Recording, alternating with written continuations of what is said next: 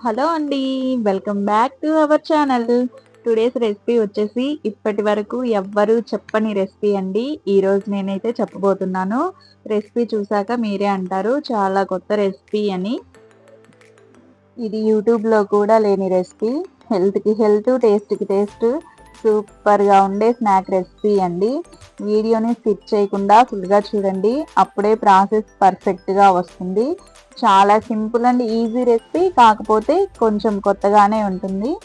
వీడియోలో చూస్తున్నారు కదా, ఎలా లోపల చీజీగా యమ్మీగా ఎలా ఉందో అదే విధంగా టేస్ట్ కూడా చాలా అంటే చాలా కమ్మగా ఉంటుందండి.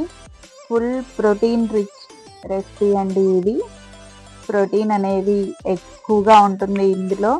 మనము ఎలాంటి భయాలు పెట్టుకోవాల్సిన అవసరం లేదు. ఇంకా వీడియోలోకి అయితే వెళ్ళిపోదాము. ఇందుకోసం నేను ఎగ్స్ని అయితే ఫస్ట్ కుక్ చేసుకుంటున్నాను.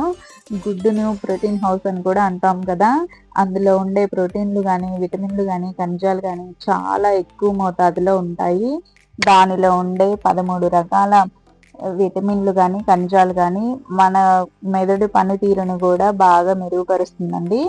మనము గుడ్డును ఉడకబెట్టుకునే ముందు ఇందులో కొంచెము ఒక అర స్పూన్ వరకు కల్లుప్పు వేసుకున్నామంటే గుడ్డు అనేది చిట్లిపోకుండా బాగా పర్ఫెక్ట్గా నీట్గా ఉడుకుతాయి.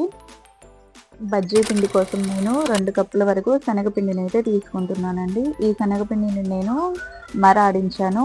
మీరు మామూలుగా స్టోర్స్లోనైనా దొరుకుతుంది, మీరు అదైనా యూజ్ చేసుకోవచ్చు. దీన్ని బాగా జల్లించుకుందాము, ఎందుకంటే ఉంటలుగా ఉంటుంది కాబట్టి పిండి అనేది మనకి సాఫ్ట్గా వస్తుంది. ఇలా జల్లించుకున్నామంటే దీన్ని మిక్సింగ్ బౌల్లోకి అయితే తీసుకుందాము. శనగపిండిలో ప్రోటీన్ కూడా చాలా ఎక్కువగానే ఉంటుందండి. ఇందులో నేను గ్యాస్ ఫామ్ కాకుండా 1 స్పూన్ వరకు వామ్ని యాడ్ చేశాను. అలాగే అర స్పూన్ ఉప్పు, అర స్పూన్ కారాన్ని కూడా యాడ్ చేసుకుని మనము ఈ 3 కూడా పిండిలో బాగా కలిసేటట్టుగా కలుపుకుందాము.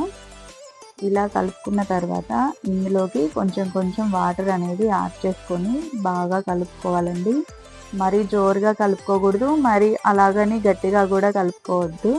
మనము బజ్జీ అనేది పర్ఫెక్ట్గా రావాలి అంటే ఈ విధంగా పిండి కలుపుకోవాలి. అప్పుడు మనకి బజ్జీలు అనేవి పర్ఫెక్ట్గా వస్తాయి.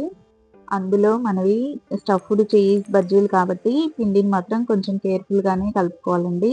నేను ఈ పిండిని చేయితోటే బాగా కలుపుకుంటున్నాను. అప్పుడే మనకి పిండి అనేది పర్ఫెక్ట్గా వస్తుంది.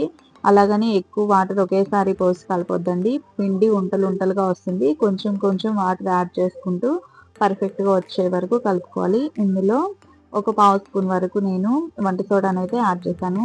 వీడియోలో చూస్తున్నారు కదా, ఈ విధంగా అయితే పిండిని కలుపుకోవాలి. అప్పుడు మనకి పర్ఫెక్ట్గా బజ్జీ అనేది వస్తుంది. ఈలోపు మనకి ఎగ్స్ కూడా కుక్ అయిపోయాయి. చూసారు కదా, ఒక్క ఎగ్ కూడా మనకి పగిలిపోవడం కానీ, చిట్లిపోవడం కానీ లేదండి. చాలా నీట్గా ఉడికాయి.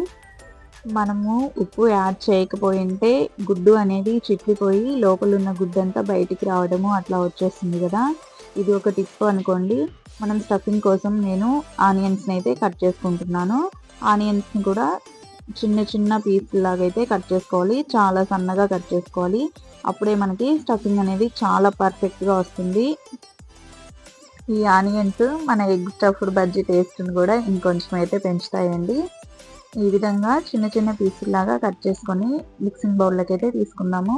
ఇందులో నేను ఒక ప్యాకెట్ వరకు పెరి మసాలాను అయితే యాడ్ చేశానండి. ఒకవేళ మీ దగ్గర లేకపోతే స్కిప్ చేసేయండి. ఇందులో అర స్పూన్ ఉప్పు, అర స్పూన్ పసుపు, అర స్పూన్ చికెన్ మసాలా, అర స్పూన్ వరకు ధనియాల పొడి, కొంచెం కొత్తిమీరను కూడా యాడ్ చేశాను. వీటిలో ఏదైనా మీ దగ్గర లేకపోతే స్కిప్ చేసి గరం మసాలా పొడిని ఒక అర స్పూన్ యాడ్ చేసుకుంటే సరిపోతుంది. ఈ విధంగా ఉల్లిపాయ అనేది మనకి బాగా మెత్తగా నలిగే వరకు బాగా నలపాలండి.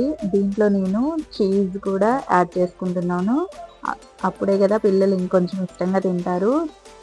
అలాగే చీజ్లో ఉన్న విటమిన్ B12 కానీ, కాల్షియము, ప్రోటీన్ ఇవన్నీ కూడా మన ఎముకలకి, మజిల్స్కి చాలా అవసరం అండి. చీజ్ని 3 టేబుల్ స్పూన్స్ వరకు అయితే తీసుకున్నానండి. మనకి గుడ్లు కూడా చల్లారిపోయాయి. ఇప్పుడు వీటిని తొక్కు తీసి పక్కన పెట్టేసుకుందాము. మనకి ఎగ్స్ కూడా చాలా నీట్గా కుక్ అయ్యాయండి. ఒక్క ఎగ్ కూడా నాకైతే బ్రేక్ ఇవ్వలేదు. చాలా పర్ఫెక్ట్గా వచ్చాయి, చూసారు కదా. ఇప్పుడు మనము స్టఫింగ్కి అయితే రెడీ చేసుకుందాము.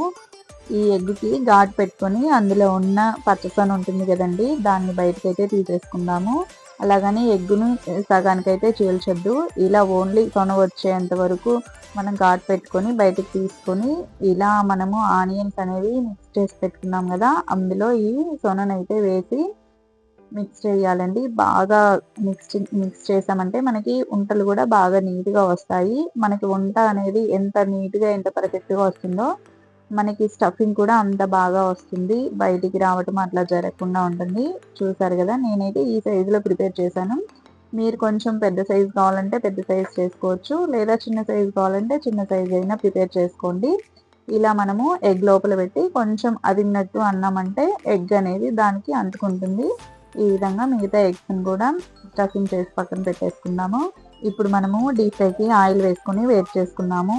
హై హీట్లో మాత్రం ఉంచి బజ్జీ అయితే వేయద్దండి. ఇలా పిండి వేసినప్పుడు ఎమ్మటే పైకి వస్తే మనకి పర్ఫెక్ట్గా ఆయిల్ అనేది హీట్ అయిందని.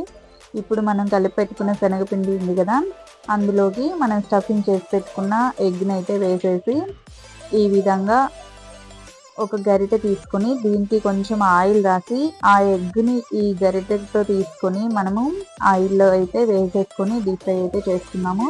ఇలా వేసామంటే మనము ఎగ్ అనేది మనకి బయటికి బ్రేక్ అవ్వకుండా చాలా నీట్గా వస్తాయండి. ఇంతే అండి, చాలా సింపుల్గా మనం బజ్జీలు అయితే వేసేసుకోవచ్చు. ఒకవేళ మనకి ఈ ఎగ్ అనేది లోపల ఏమన్నా బ్రేక్ అవుతుందేమో అన్న డౌట్ గిన ఉంటే ఈ చాక్ తీసుకొని చిన్నగా ఇలా హోల్ పెట్టామంటే మనకి బ్రేక్ అవ్వకుండా ఎగ్ కూడా పర్ఫెక్ట్గా కుక్ అవుతుంది లోపల. ఈ కలర్ వస్తే సరిపోతుందండి. బజ్జీ అనేది మనకి రెడీ అయిపోయింది.